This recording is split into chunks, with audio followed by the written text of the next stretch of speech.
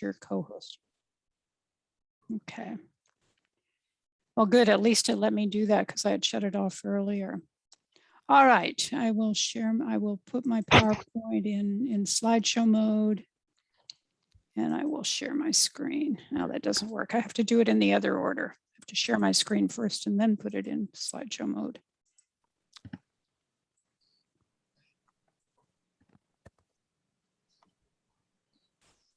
Okay. All right. Well, welcome everyone. Thank you for being here. We try to have Project Management World events once a month.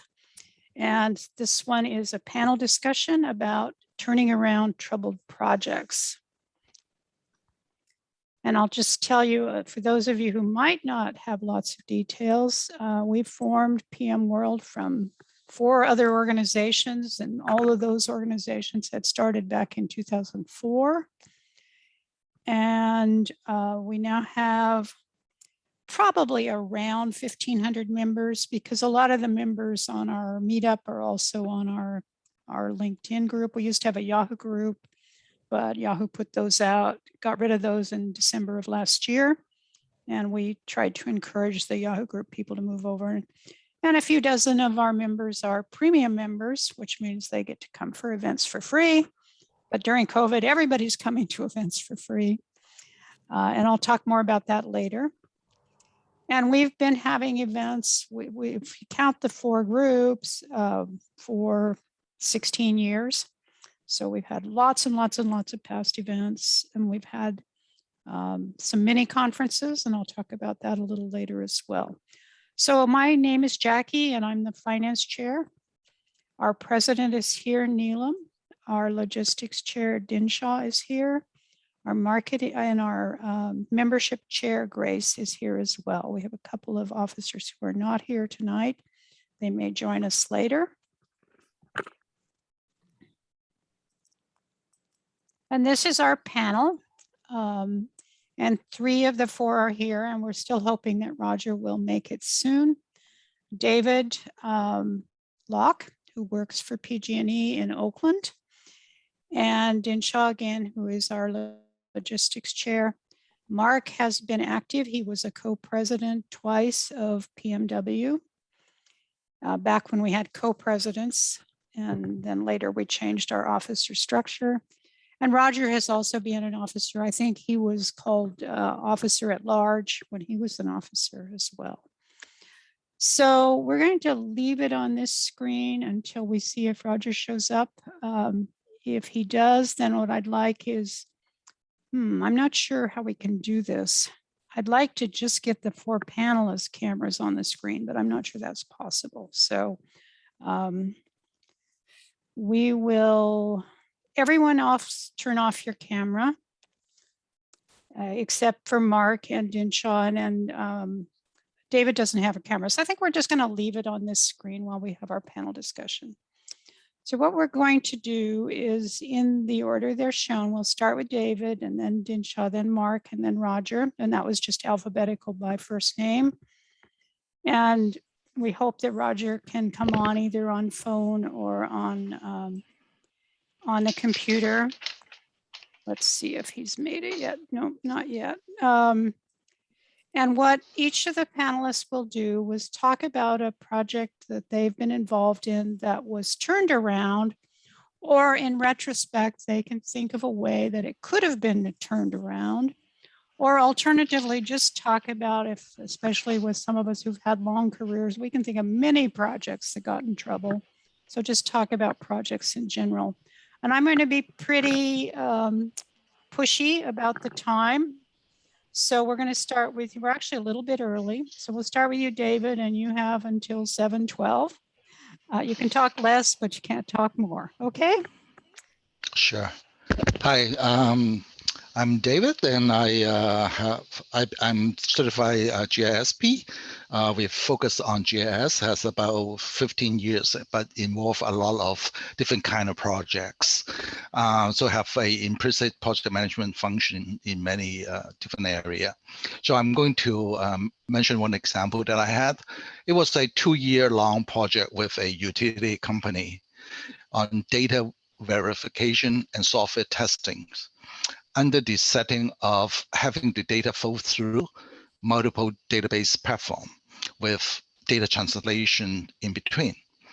So the purpose of this project was to perform software logic validation for a proprietary pipeline risk analysis package and to build the necessary data set through some extensive data extraction and GIS ETL transformation. Basically, it's the logic translate data through spatial element. So the project was saved in some way from budget and time overrun with an early spotting of hidden pitfall in the project specification. So I found some of the logic specified in the GIS linear referencing operation within the project specification was ambiguous. It's not clear and sort of misleading. So tracking down that imperfection logics elements in the documentation leading to a series of meetings, review of the methods, and eventually have the method rewritten. So the impact of having this done early is significant because this process actually produces data and will pollute the rest of the downstream workflow and making the deliverable useless. So with this example, what I learned was not to read the project specification literally. We want to be proactive and have a built-in fault-proofing mechanism or some sort of catching error mechanism in mind when we do project management. We want to go deeper to gain a good understanding what's the reasoning behind of this specification in the documents and see how they related to the business process. It could be a big failure if I didn't catch that, because we spent a lot of efforts doing the projects until we got the result and figured out it was wrong. And it's not even easy to figure out it's wrong. That's the problem. So that's kind of a little example. I have other example, like example to save a project for a rescue project on data contamination. So basically, I'm trying to give a short example. And that's all I have for now. Okay, thank you.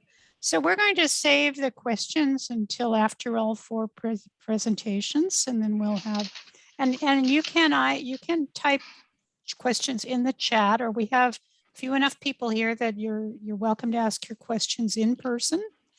And at this time, we're going to move over and have Dinshaw talk about a troubled project. Thanks, Jackie. Like Jackie said, my name is Dinshaw Challa. Been a technical project manager for a little over 20 plus years. So we're that period of then quite a different types of projects, from infrastructure deployments to software upgrades to software integrations, primarily in the arena of physical security.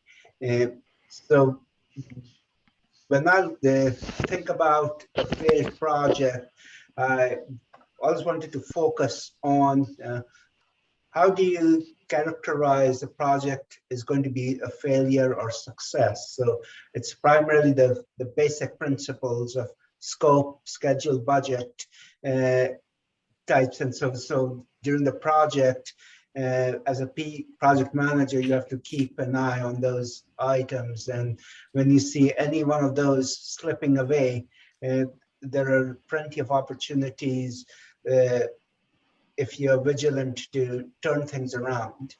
So the project that I wanted to talk through was deployment of GSOC, a Global Security Operations Center, for one of our clients, where we were bringing in all the different applications, from access control to video management to geopolitical events that could impact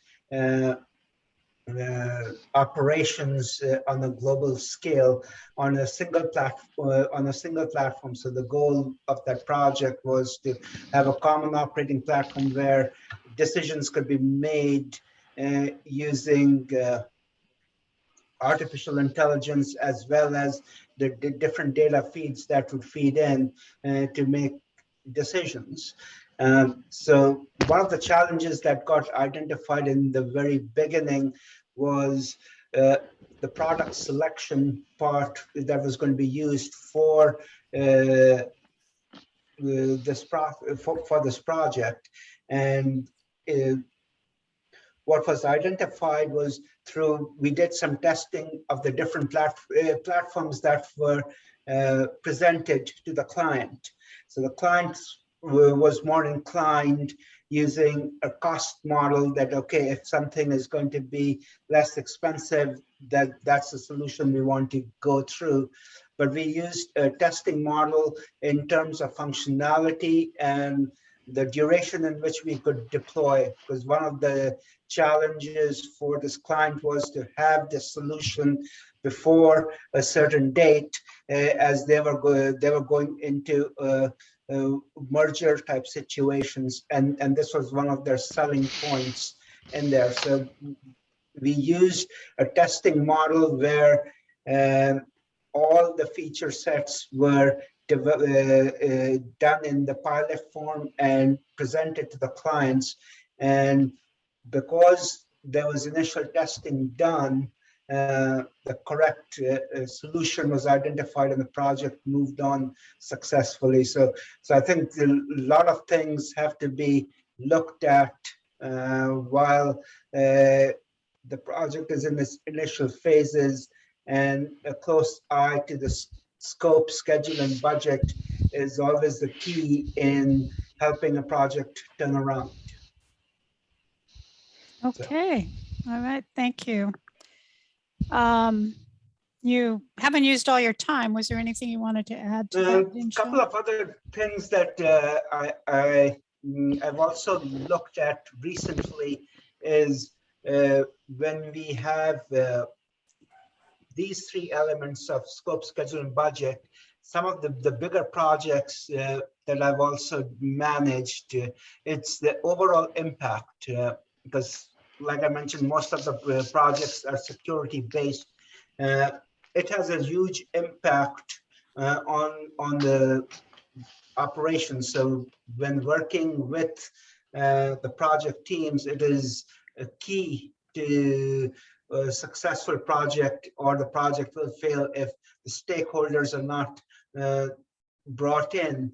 And if in the initial, even though they're not brought in at the initial stages, and it appears that there could be roadblocks, bringing in them as soon as they're identified always helps in preventing the project from failing. It usually turns things around very quickly. When people are in the know, they're communicated well.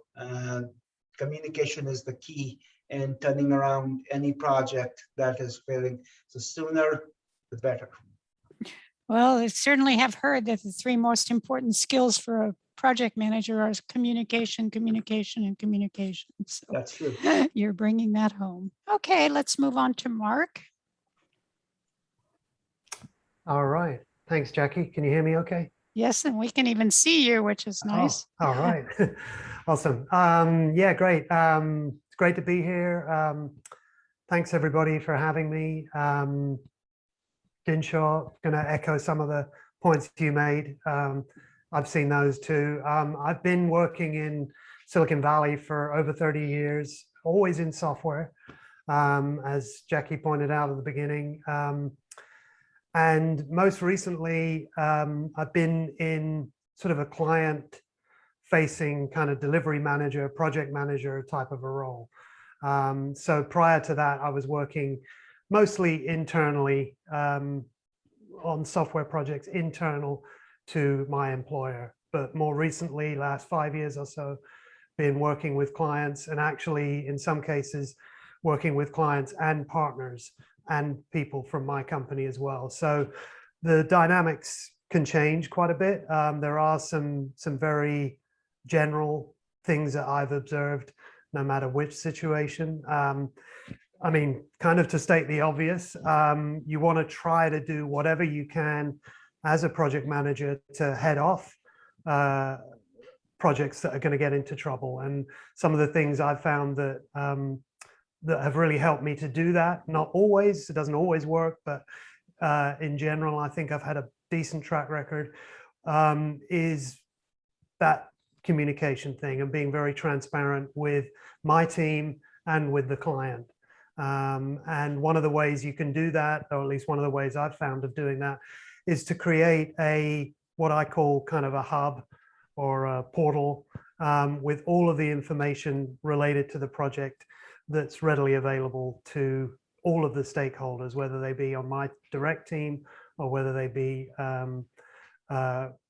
members of the client team or maybe even members of the partner team.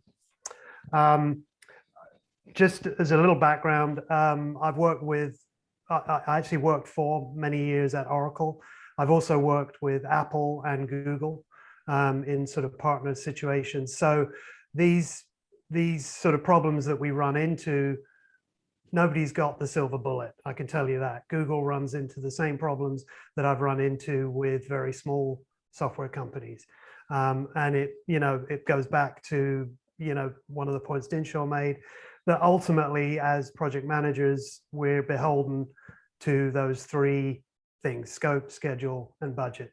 And in my case, in a lot of my cases, even the budget is something that I don't have direct control over. I maybe have control over margins. So maybe my team, if I bring more team members on, the margins for our team are going to go down. But the actual budget with the client is usually not something I'm directly controlling.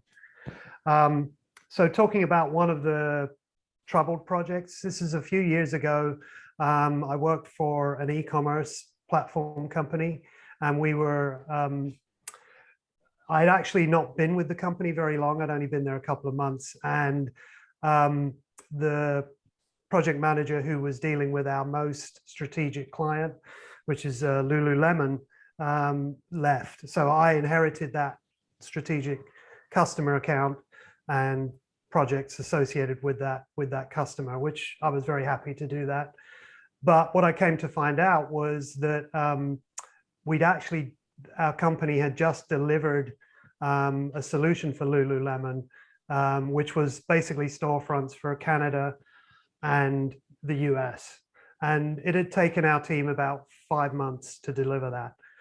Lululemon had come back to my company, my employer, and said, we need your team to build out storefronts in China, in Japan, in many different countries in Western Europe, all with different pricing, different currencies, different inventories. And so they wanted this all done in a very short time frame. It was actually even shorter than the time that we'd been given to do Canada and the US. So this seemed, like a real difficult challenge. This was brand new to me. I hadn't really worked with this client. And then I got to hear internally within my company that they're a very difficult client to deal with. Some of the people are not reasonable. And then we had this very compressed time frame as well. And it was to the point where the tech lead who'd worked on the US and Canada rollout and was also going to be the tech lead for this subsequent rollout, he actually left the company because he said it was very stressful. He didn't want to go through that again.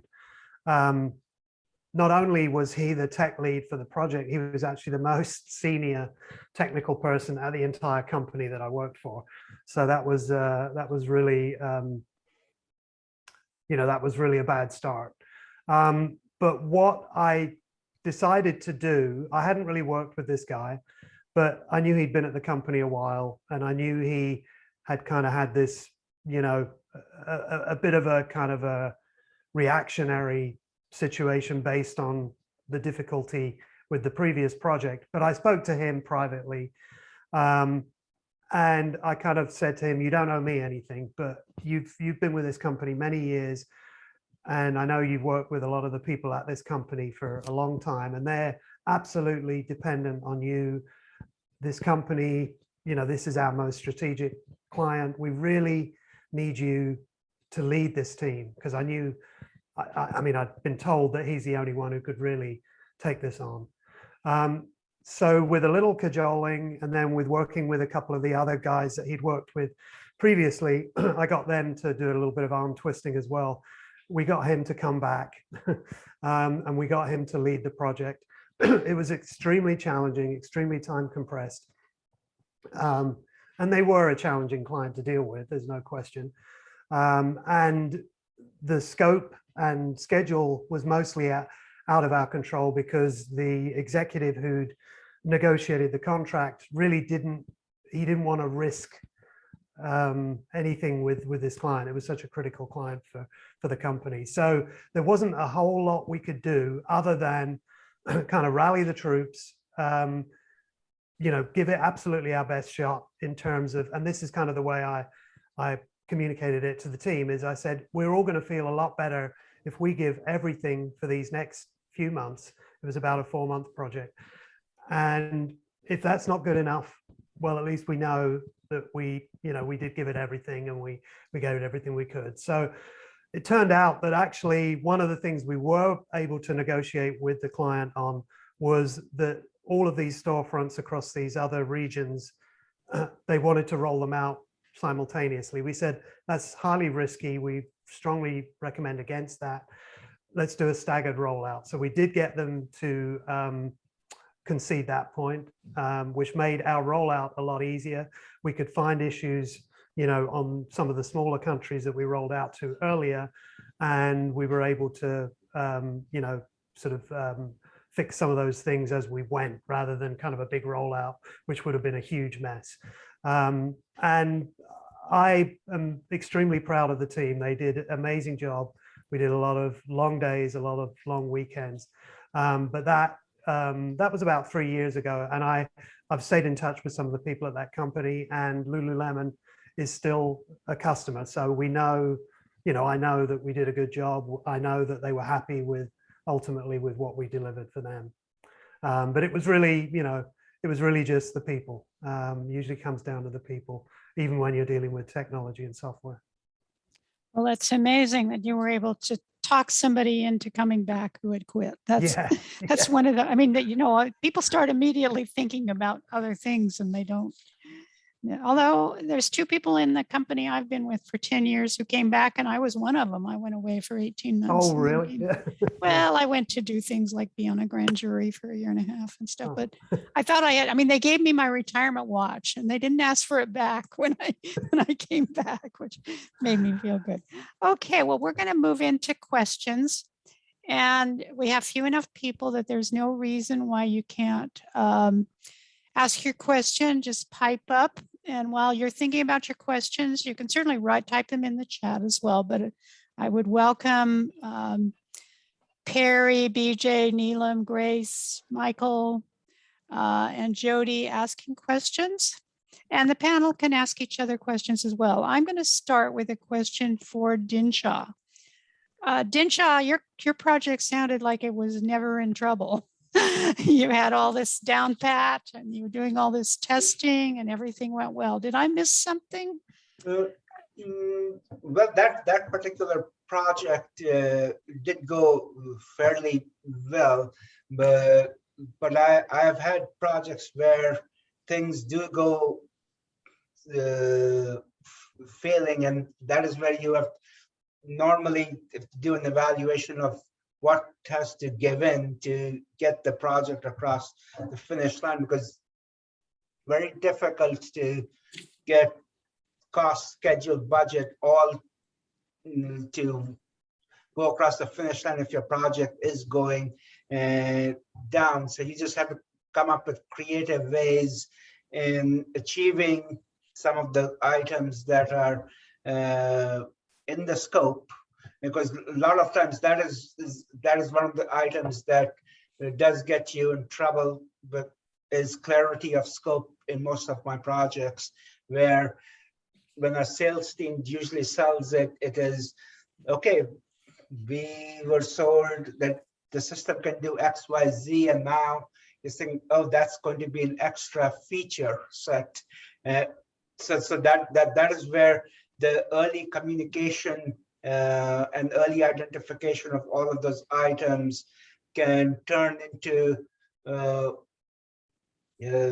fail or a challenges into successes, because if they were not identified earlier, they usually end up costing a whole lot more, because you go down this implementation path, and then if that's not what was expected, then the project eventually gets completed, but there are a lot of people who are not happy. So identification of those and developing some processes around each step. So it's a gate process that I usually use in getting the from one step to the next. So normally my projects are a combination of you can say a waterfall and agile sprint methods, where small approvals as you go along makes longer term projects successful. Oh, that's a very good point. Thank you. And it's not enough to just have a list of the scope, but you have to define the terms too. I can remember once we developed something for Bell Canada was thresholding, and they said, well, that's a very nice feature, but it has nothing to do with the kind of thresholding we were talking about. We never had got around to defining what the feature was. Everybody assumed what they knew what it was. So Neelam, I'm going to call on you. Oh, yeah. Since you have your camera on, do you have a question for any or all of the panelists? Yes, I actually was just going to ask one. So a lot of times what I have seen is some projects or many projects, especially if they are large, if they have a very large scope in the end, there sometimes is a time where, the technology behind it completely changes, right? Feasibility, the scope, and you have something in mind, and then the technology that they have been working on becomes completely obsolete. How would you, in your experience, deal with such a case where, especially now when everything becomes obsolete so fast? Yeah, I mean, I'll maybe comment really quickly, Neelam. I mean, honestly, I don't think I've worked on a project where within the timeline of a project, we've switched out technologies, but I can tell you that almost all of the projects I'm doing, certainly over the last few years, have been a replacement of a pretty much like technology. A lot of the stuff I've been working on recently is e-commerce. And so we are replacing maybe legacy price feeds, maybe legacy inventory feeds, or maybe we're replacing an entire storefront. A lot of stuff we're working on now is also AI based. So a lot of companies are really, that's kind of the hot button right now, is anything that's AI. So they're looking at, for e-commerce specifically, they're looking to replace kind of a standard search kind of tool with a recommendation tool, which is based on AI data that's maybe somewhat personalized, but also based on, general kind of heuristics around, what products people look for and things like that. So I've certainly seen, a lot of sort of legacy technology be replaced. Yeah. So David, GIS technology must move along. I actually saw some people. I saw some people out today using the kind of survey machines that we were using in my college 50 years ago. But today it's all satellites and so on. So does your technology sometimes move out from under you during a project? Oh yeah, it's twofold. One is before the projects that you scope out. One is during the projects. So in a sense of, I feel we all as a project manager component, always look at the logistic, a milestone, timeline, whether you got this deliverable. So I feel one of my experiences, like people really focus on that and being tied to that. But my experience is a lot of danger is not coming from that. A lot of the danger is coming from not having a broad view of the project. As my example, if you spot this kind of changes in the early phase, you have more time, you buy time. And then we are looking at the dynamic of quantity and quality. So if we chase after the milestone, deliverable, I hit this and I deliver that, a lot of time in project management, people focusing on that, but they forgot about the quality. If you make a mistake in some point or not understanding the changes of technology, you actually have a lot of cascade problem down the road. So if there's a problem in the technology changes, basically I would look at what is the implication. Why is in what way they relevant to the project? What's the impact, and what will be the choices? And then basically will translate into a choice A and B. And doing so, I would also use the new technology to provide them 1 to 2 plan A, plan B as a substitute, and then provide them what's the impact, what's the advantage, disadvantages. And sometimes we may need to do some mock-up just to show what is the implication of switching technology and what kind of impact to the downstream workflow. So if you can present that in a very condensed way as an option for them to choose, it makes it a little bit easier for everybody. And that's particularly important, really echo to the example. If you make a mistake or change in course in the beginning, you're impacting a lot of things at the end. And then we are losing time and losing money. And that makes it very difficult for everyone to take like any changes and in the later stage. So having it spotted from the beginning require us to really have a good understanding what the client wants. And we cannot really rely on the client or people who involve the project, who initiate project, knows exactly what they want. They don't very often. So right. I feel that a lot of time we have project with clear clarification what they want, and then the technology comes in with changes and make it a big problem.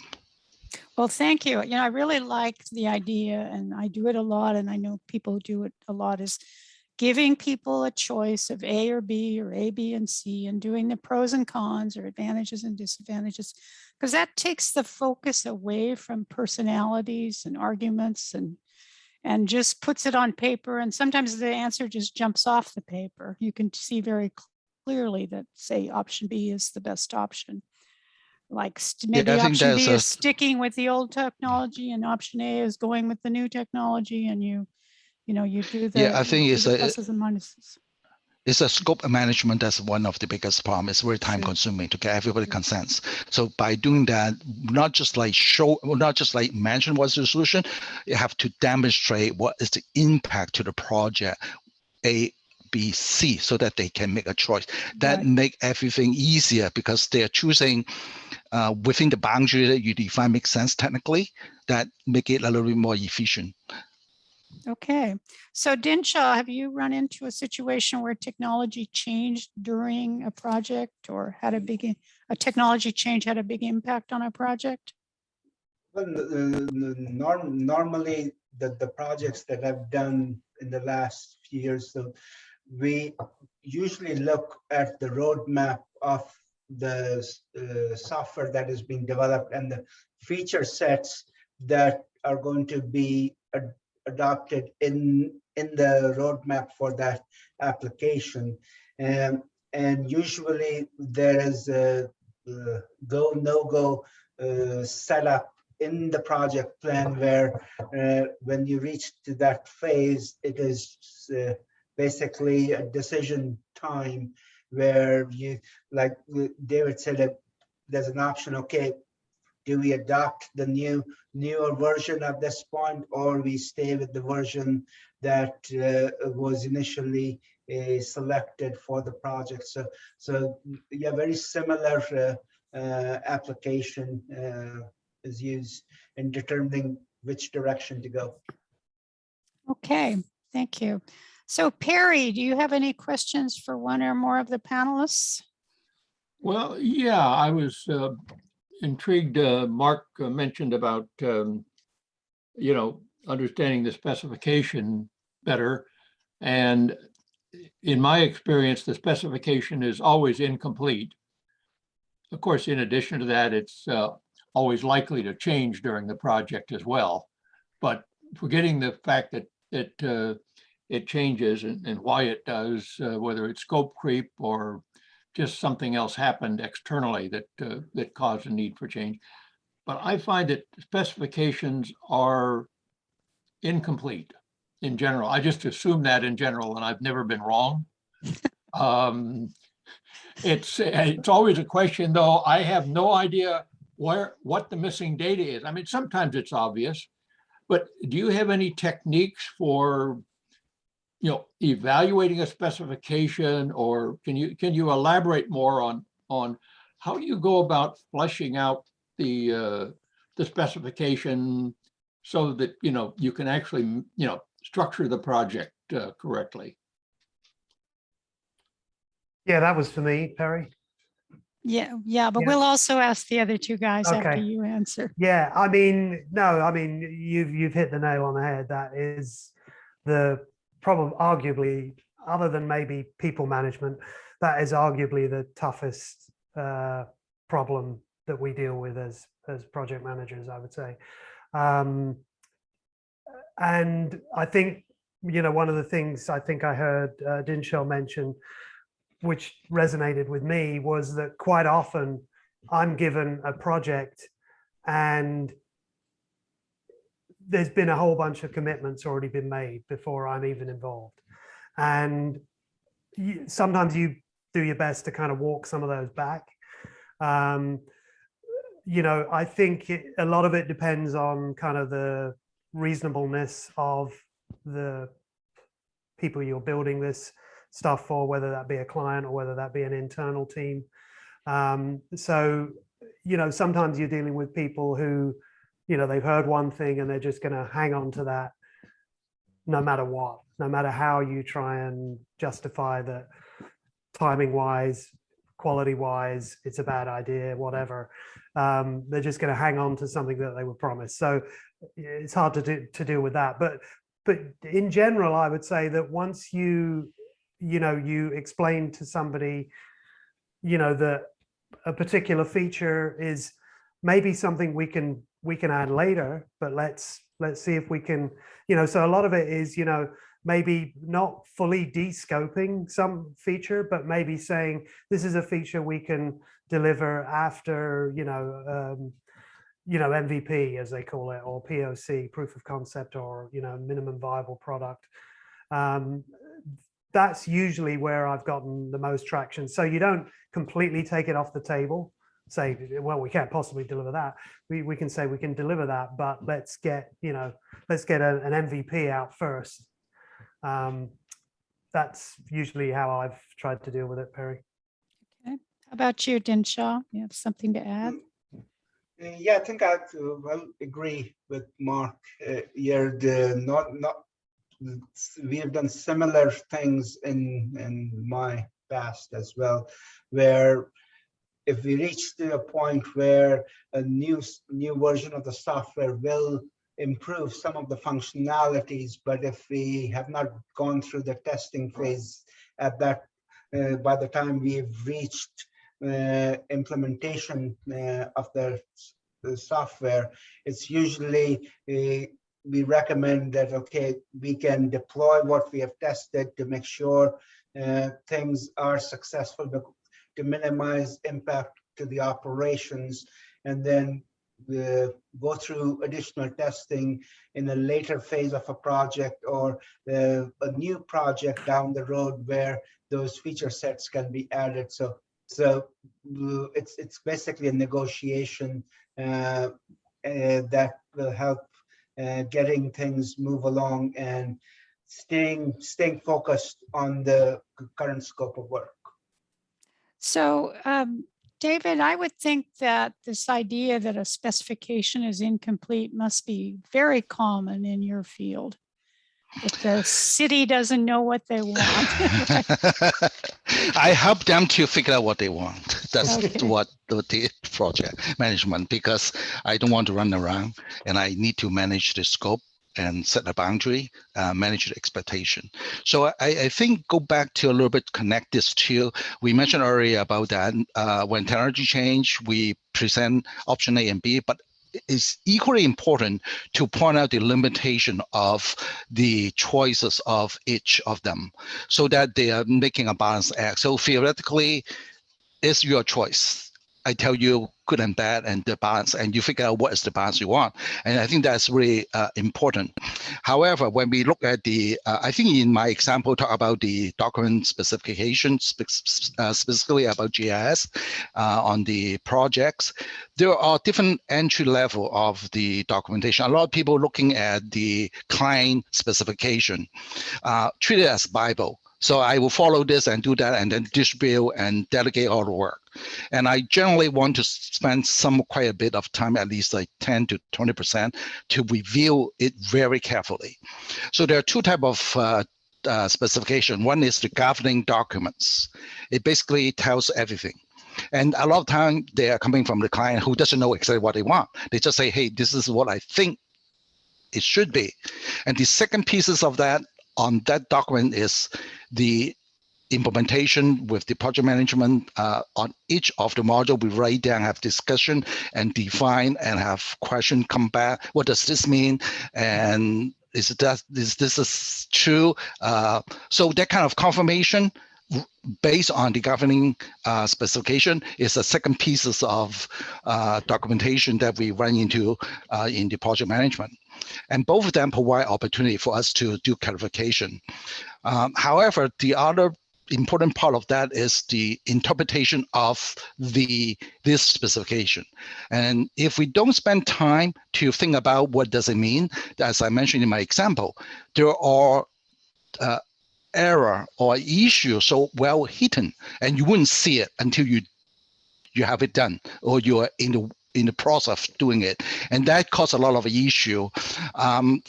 So that is also point to some of the background. Since I'm involving in both sides, so I have some technical side to understand the project. So if you have the technical side, you probably know what I mean.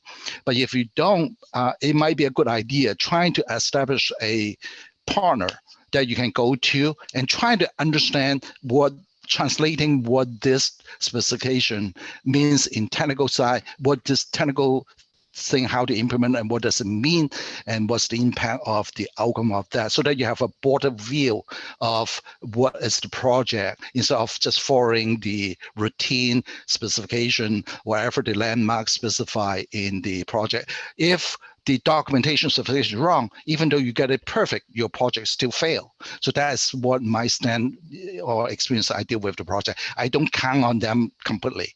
I really look at it very independently and critically.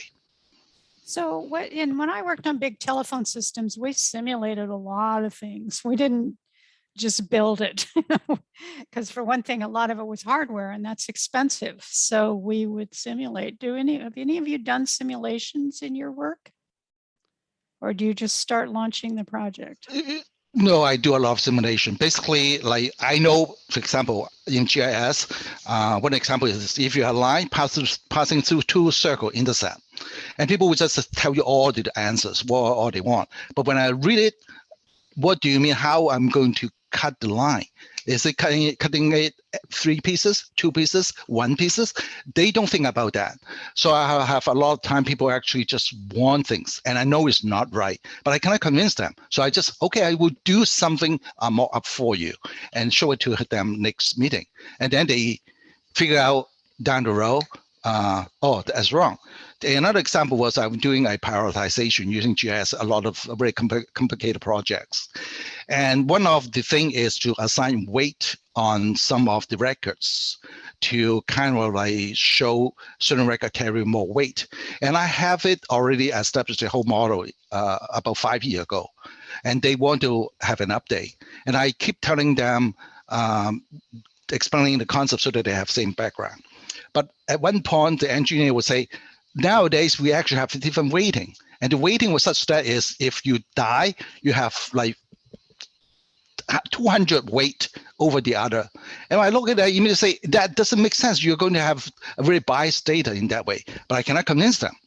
And eventually I show it. This is what you want. Okay, I do it. I did a bunch of analysis and show it how it looks. It spent almost a month for them to see, oh, maybe we should go back to what you have. I said, okay, okay. But so that's all it takes. Let me ask Perry, did you ever see simulations done to make specifications more specific? Well, yes, a lot of times, and it may be simulations, or in my case, it may be early testing and using the test results to define what is practical in the scope, what is achievable with the technology and that sort of thing. And I kind of like what David was saying about presenting things to the customer or the client. I have found that people are much better at being critics than they are at being creators. And sometimes you have to create something, it's a straw man. Exactly. All you're trying to do is give them something to criticize. If you ask them, the customer, to create it, you wait and wait and wait. Right. But if you give them something, they're very fast to criticize. Absolutely. Absolutely. Do that. That is so true. So so I was wondering something else in the work that I do. Very often to tell if a project is done, there's a test. I call it an acceptance test. Meaning, in principle, if we pass this test, we've met your requirements. And I stress to them, we have to have this because we don't know when we're done unless we can pass a test. We don't know when to stop the engineering, when to stop the work. And yet I find that customers or clients rarely are willing to they want to have the acceptance test, but they're really not willing to give the test procedure to you until the day of the acceptance test. Like, they wrote it on the airplane coming out. And of course, it's like, I can't call you out to do it because I don't know if it's going to pass the test because I haven't been able to test it myself. Sure. So here again, I wonder, is this a common problem? And do people, do you use acceptance tests? And I like to have it at the beginning of the project rather than at the end. Yeah, so but it can also, technique. I can understand the customer's point of view too. There was one company we're doing 24 channel stuff, and they were going to specify which channels you could test. Like they didn't trust that all 24 channels would work. So we'll pass the test as long as you use channel 3 and channel 7, but not necessarily the others. Yeah, so I can understand where if someone gave you the test plan in the beginning, you might only pass that test and the whole thing still doesn't work because it was too specific. So I understand where they're coming, but it's also sounds like they just procrastinated writing the test plan on the airplane as they came to visit. So, okay, we're running out of time. BJ, Grace, Michael, if you have other questions, you can, before we close off, you can put them in the chat. But if you think of other questions later, or the same thing goes for people who watch this recording later, you can send them to me and then I will get answers back from one or more of the panelists. We didn't hear from Roger and he was evidently not able to join us. So I'll see if he'll write up his troubled project and let us know about it. And he's worked at Hewlett-Packard and Air Test and Trimble Navigation and lots of other kinds of projects in many different fields. So I know he has many examples. We're going to go back to the slides for a moment and just wrap this up. So I will open up my PowerPoint again and go to the last slide.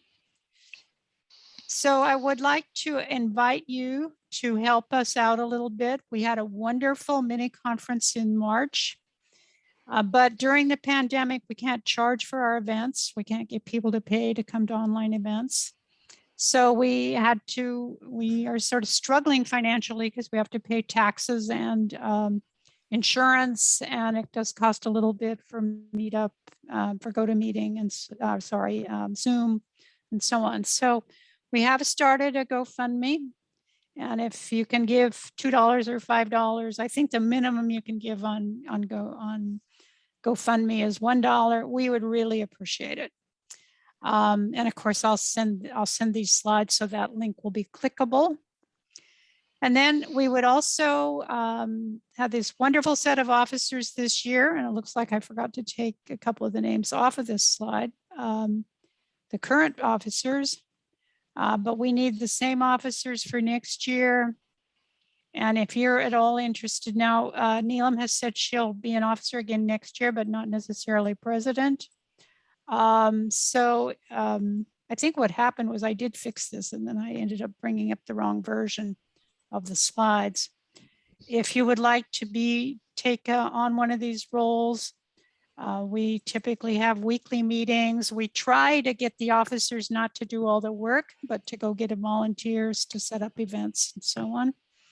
And I'll be happy to answer questions about what the roles are and so on. So with that, I really want to thank David and Mark and Dinshaw for being our panelists tonight. And I certainly want to thank those of you who attended. We will announce fairly soon our October meeting, and we hope you'll join us then. Anyone have any last minute things they'd like to say?